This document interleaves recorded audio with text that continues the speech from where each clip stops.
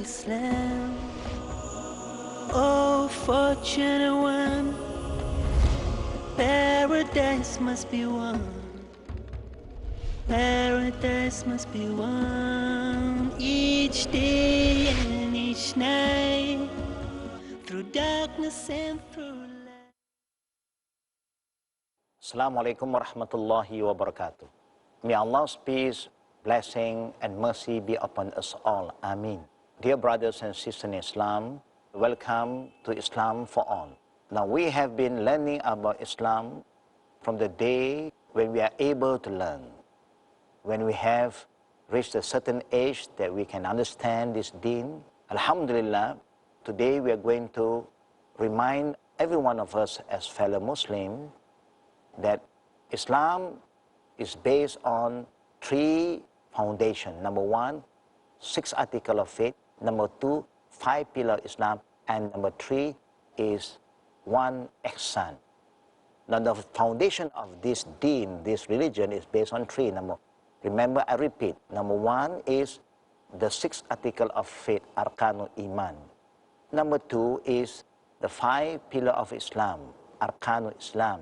And the third one that we are going to end today is ihsan. What is ihsan? Now this ihsan is a very important fact in our deen. The Prophet was asked one day by Angel Gabriel, what is ihsan? And he replied by saying, An ta'budullaha ka'annaka tarahu, fa illam takun tarahu, fa innahu yarak. To make it simple, so that everybody can understand it easier, the Prophet is answering the question from Angel Gabriel, which Allah has sent to Prophet Muhammad sallallahu alaihi wasallam to confirm about his deen, Islam, so that people will not be confused that this religion is from Muhammad. Muhammad is the one who made this. No, it's from Allah. And then Prophet Muhammad gave the answer that Islam is based on 6 articles of faith, 5 pillars of Islam, and 1 ihsan. Ihsan is, again I said, the Prophet said to Angel Gabriel, An ta'budullaha ka'annaka tarahu, fa illam takun tarahu, fa innahu yarak. When you worship Allah, you should worship Allah as though as you see Allah. But if you can't see Allah, of course we can't see Allah with our naked eye. We can't see Him. Not even the prophets have seen Allah. Allah purposely do not allow anyone to see Him here, because this is not the world for Allah to appear in the form of anything, or anybody, or anything. Because if He appeared in any form, it will create more fitna, and Allah knows best. Even without Allah appearing Himself, we have created so much fitna. People worshipping spirit, people worshipping grave, people worshipping human, people worship stone, people worship trees, and so many things. When they look at something, they're attracted to that thing, they thought that this thing brings them peace and this can be their God. Allah make it easier. Now, you must believe in Him that He is there. We all, inshallah, will see Him in the Day of Judgment, in the Akhirah. He will appear and you are going to see Him. The Prophet was asked one day, can we see God? He said, of course. Can you see the moon, the full moon when the sky is clear? You say, of course, that's how you will see Allah, but not here. But you must believe that He sees you. This is important. Of course, we can't see God, but God, the Almighty, the All-Seeing, He watches us. He monitors us. He supervises us. He knows everything in and out of us. He knows about our future. Brothers and sisters, there are a lot of things that we are not alert about. To Allah, nobody can escape from His. No knowledge can escape from the knowledge of Allah. Everything that we do, we plan to do, also is in the knowledge of Allah. We may forget, but Allah will never forget. He remembers everything. So the other way of understanding sincerity or ihsan is sincerity. I mentioned earlier sincerity, but ihsan. Ihsan also can be translated into sincerity. That means you must be very sincere Anybody who wants to come to this religion, we do not want him to come to religion because of this, because of that, without sincerity. It's important to be sincere.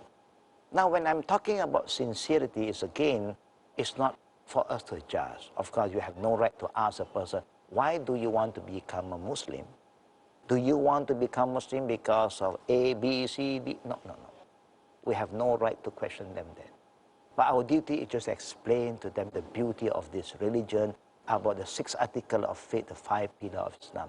After they say there's no problem for them to accept all of it, then we say, to be very sincere to you, brothers or sisters, before you make the declaration of faith, I want to remind you again that when you come into this religion of Islam for all, you cannot turn back anymore. It's a one-way ticket, one-way traffic. It is not like checking in, checking out in a hotel room now. No, you don't do that. That's why we must be very clear and sincere to them. If they are not prepared, don't force them. If they say they want more time, give them the time. This is what we always do when we talk to the people, and the people understand that Islam is for them too, because Islam is for all. Then they say, I want to be a Muslim. But still, when they say they want to be a Muslim, we must be sincere to them, because number one, Allah has said, La ikraha fid din, no force, no compulsion in religion. You cannot force anybody. But they may become a Muslim because of this reason, that reason, because of marriage, because it's nothing wrong. Because this is just a reason. Now, everybody do something because of certain reason. But let them be aware that they must be sincere. Once they come into this religion, there's no turning back. Meaning, they are going to live and die as a Muslim. Make them understand that. Now, what we do back home, or when people want to become a Muslim, when they come to me and they talk to me, and they say, Brother Hussein, Sheikh Hussein, can you help us? I want to be a Muslim. I say, no problem, brother, no problem, sister. Islam is for all. Islam is for you. But I want to be very sincere to him. I said, brother or sisters, do your parents know about your intention? If they say yes, how is their response? I want to ask them very sincerely. How is their response? Did they accept it? They agreed? They disagreed? Or they just keep quiet? Some of them said, oh, my parents have no problem. I'm big enough to choose. They just say to me, you know what you want is good for you. It's up to you. I say, Alhamdulillah, you have a good parent. You have a very open-minded parent who are very alert about your right. Now, if you want to be a Muslim, I will recommend you highly to bring them along to be an eyewitness. They don't have to be an official witnesses, but an eyewitness. Why I want them to bring their family? So that the family know that nobody forced this brother or sister to become a Muslim. No hanky-panky, no black magic. You know, sometimes in certain countries, people thought that and any of their family members want to be a Muslim, they said, I think my son or my daughter is being charmed. Somebody is doing some black magic on him or on her. We don't believe in all this nonsense. In Islam, we don't entertain all the charm, black magic, no. It's haram in Islam. Even there are people who are involved, but it's haram. Yeah? And it will bring you to shirk because you are asking other than Allah to help you in the spiritual area. Yeah, in the spiritual world, no. When we talk about black magic, say here, we say this is, we know that they exist, but it's haram. The Muslims should always ask Allah to protect them. Now, brothers and sisters, I'm coming back again, anybody who wants to be a Muslim, if you must be sincere, don't hide. Don't close something and don't tell them the truth, because later on, if they say, oh, now I don't feel happy anymore in Islam, I want to leave this religion. And you say, no, no, you cannot leave this religion. Only now you say you cannot leave. You didn't tell me early. So brothers and sisters, inshallah, inshallah, after the short break, we'll see you again. Spread the word. Alhamdulillah Rabbil Alameen. Brothers and sisters, we did mention earlier about it's so important for us to be sincere to anyone or any friend of us who want to be a Muslim, and then we must be very open to them, make them understand from day one what they are going through. Because if not, then they can say to us that no, we have been hiding, we don't tell them the truth, we have not been sincere to them. So normally what I do as an imam, a person who always get involved in converting people, I will tell them, no, if they have any family members who do not reject or do not object their intention about their good feeling in coming to Islam, we say, please bring them along. Because this is a big decision. You are going to make big changes in your life. When you become Muslim, you must know Islam is a way of life. Everything is going to change. Now, when you are not yet a Muslim, you can be anything, but your lifestyle is still the same, you know. A lot of changes in your lifestyle. Your dress code is still maintained the same. Your eating, there's nothing to do with halal or haram food. But when you become Muslim, it's a way of life, everything is going to change. So I want them to be very frank and open to the parent. So the parent also will learn something. And the parent, inshallah, if they are there to witness the conversion or the reversion of their children, Allahu Akbar, walillahi alhamd, they will have a lot of good impact. Yeah? Because if any members of the family who are not there will say to them, what happened to your daughter, what happens, they as parents will defend, yeah, the Muslim brothers and sisters, their own son or their daughter. Say, no, I was there. I mean, everything is okay. No, everything is transparent. There's no hidden kind of activities, no, and no false, no black magic. It is purely his or her choice. It's important. Then they also will learn how to respect Islam. And also we will remind the person who wants to be a Muslim, remember, when you become a Muslim, you must always remember you are not changing your race. You cannot change your race. Your race is a race. Islam belongs to Allah, is a religion, and all race is Allah's creation. And we cannot say, when I become a Muslim, I become a Pakistani, I become an Arab. No. Even the Arab, once upon a time, they are pagan. And then, alhamdulillah, Allah give them hidayah, they accept Islam, so they become a Muslim. The same to a lot of other races. We are once upon a time, maybe free thinker, maybe believe in this and believe in that. And now, alhamdulillah, Allah give us hidayah, and we know Islam is for all, and we become a Muslim. But we are still who we are. Like me, until today, people will call me, I like them to address me, Hussein Yi. Yeah? Brother Hussein Yi. Why I want a Yi to be that one to prove to them, to make sure that they know that I am a Chinese.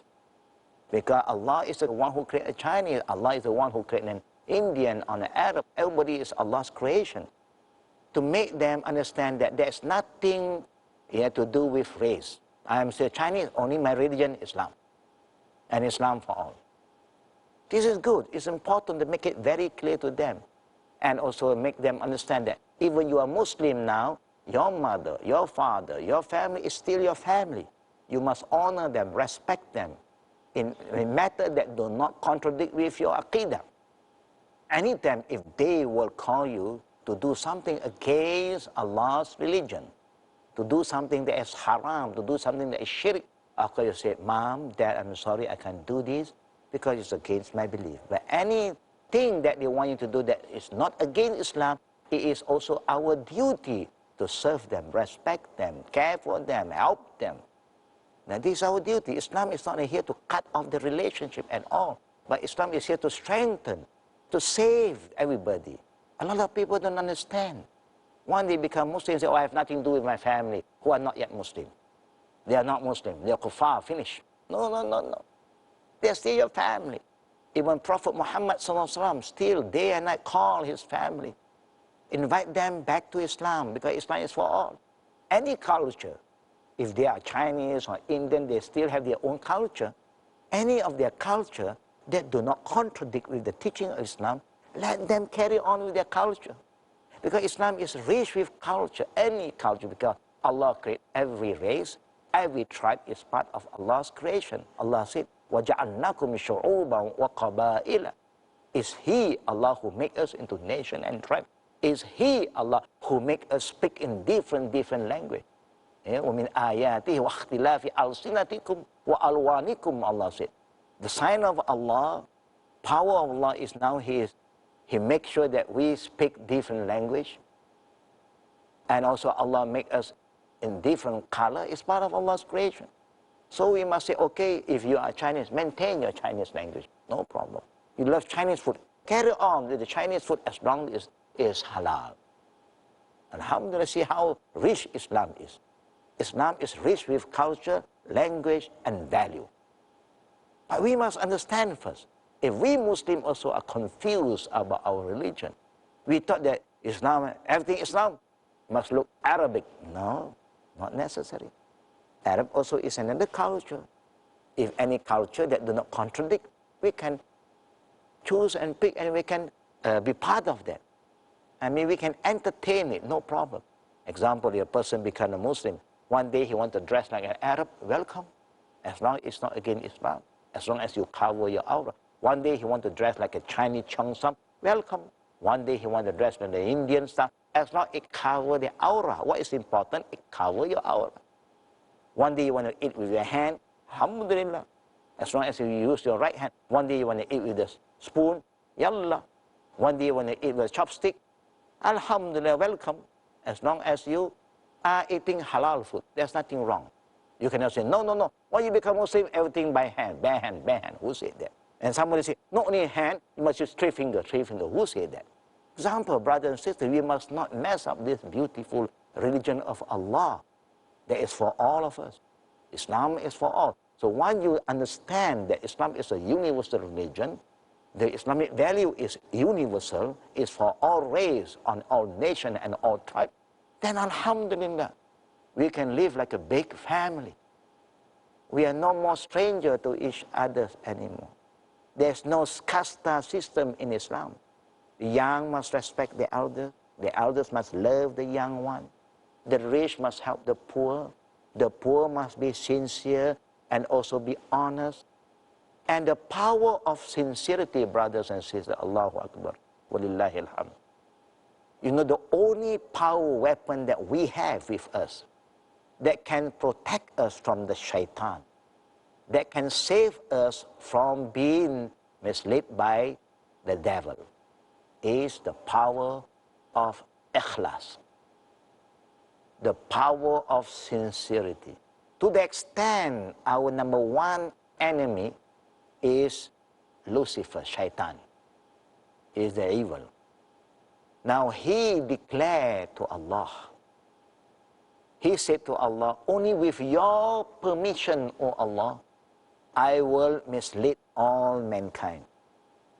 I will mislead everybody, whether rich or poor, whether learned or people who are ignorant, whether you are a politician or you're just a layman, whether you are Muslim or not, whether you are a scholar or just a normal person.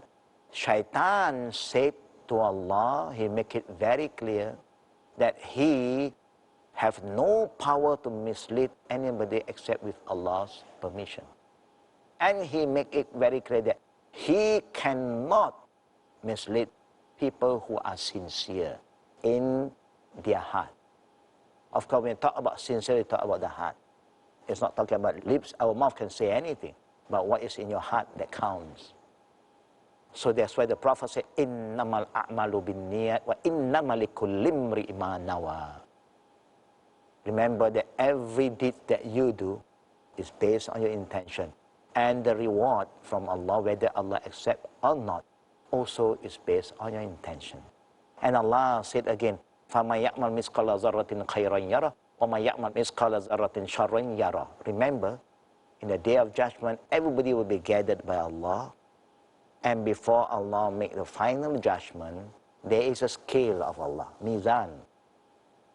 And Allah is going to lay out everything, bring up everything, put all the card, open up the card, all the good deeds that we have done. He is going to show us.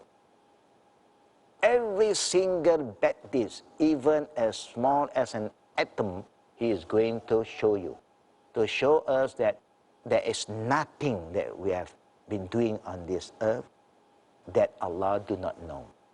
Every single deed is been recorded. What you do at night, in the dark room, only you, and Allah knows, but He will put it out and show it to all of you. Yara, Allah said, فَمَنْ يَأْمَلْ مِثْقَالَ ذَرَّةٍ خَيْرًا يَرَى وَشَرًّا يَرَى. Any good deeds, even as big as an atom, He's going to show it to you.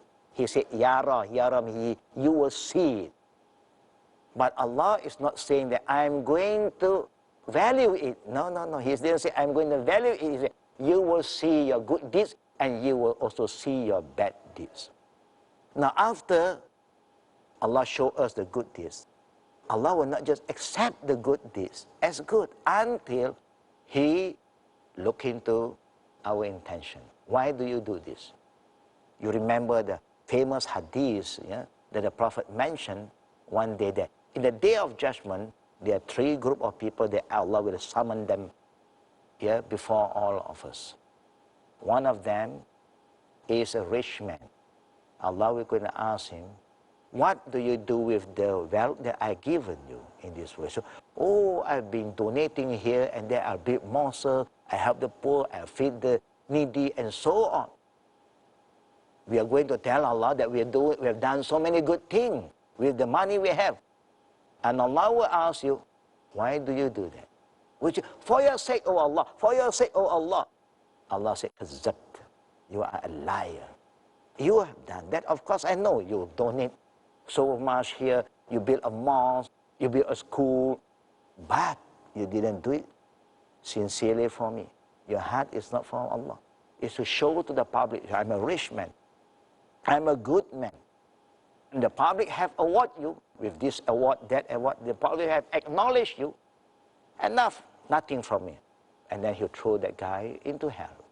The second group of people is the people who are fighters. They are fighters, warriors. Allah said, what have you done with the strength, the energy, the knowledge, the power I give it to you? They say, oh Allah, I use this to fight for your religion. I'll kill your enemy. I do this. Allah said, for whose sake? For you. Allah said, Kazzabta, you are a liar. You do it because you want people to call you that you are a hero, you are a fighter, you are a warrior, you are a gladiator. You got all the titles in this world. Allah will also put you to hell. The last group is a scholar. Allah asks you, what have you done with the knowledge I've given you? You say, I have used my knowledge to teach the people, and then I used my knowledge to help people, and also I use my knowledge to call people to Islam. Allah, no, you do this. But Allah is going to ask you, why do you do that? Do you do it just to let the people know that you are a great scholar, you are a learned person? That means you must not do anything to show off. If you do it purely for Allah, then Allah will accept it. May Allah protect us, brothers and sisters. Amin ya Rabbil Alamin. Wa billahi tawfiqi wal aqli da'wana. And alhamdulillahi Rabbil Alamin. Subhanakallahumma bihamdika. Ashhadu an la ilaha illa anta. Astaghfiruka wa atubu ilayk. Assalamu alaikum warahmatullahi wabarakatuh. Spread the word, oh man. Spread the word of Islam. Oh, fortunate one, paradise must be won. Paradise must be won each day and each night, through darkness and through light. Cry it out to the world. Spread the word. Spread the word. I do that